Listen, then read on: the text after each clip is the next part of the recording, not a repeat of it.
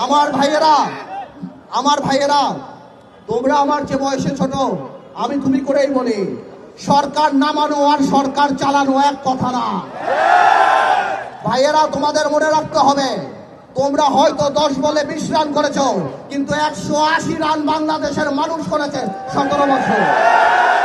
তোমাদের এই অশ্রদ্ধা, তোমাদের এই কথা বলার ধরন দেখে আমাদের মনে হয় যে তোমাদের মধ্যে ইচ্ছা, আশা, আকাঙ্ক্ষা জেগেছে যে তোমরা নির্বাচনে করে এই সরকারে থাকবা। আমার কোনো অসুবিধা নাই, তোমরা দল করো, তোমরা নির্বাচন করো, কিন্তু কোন দলকে ক্ষমতায় আনার জন্য নির্বাচনকে কোনোভাবে বিলম্বিত করা যাবে না। বাংলাদেশের মানুষ 17 বছর ভোট দেয় নাই। আমরা জনগণের কথা বলি, তোমরা যদি কোনোভাবেও এই সরকারকে প্রভাবিত করার চেষ্টা করো নির্বাচন বিলম্বিত করার জন্য, তাহলে মনে রাখতে হবে যে তোমরা সাধারণ মানুষের বিরুদ্ধে অবস্থান করছো।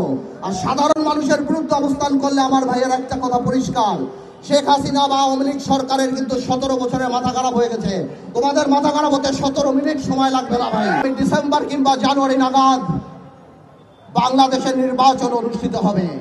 আমার তরফ থেকে, আপনাদের তরফ থেকে ইউনূস সাহেবকে একটি ধন্যবাদ।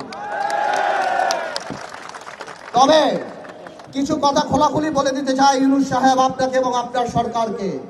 ইদানিংকালে আমরা দেখতে পাচ্ছি আপনার কিছু উপদেষ্টাদের কিছু কথাবার্তায় যে তারা আমাদের প্রতি এমন বিরূপ প্রতিক্রিয়া দেয়, এমন ভাবে কথা বলে, এমনকি মনে হয় যে এই আন্দোলন শুধুমাত্র তাদেরই আন্দোলন।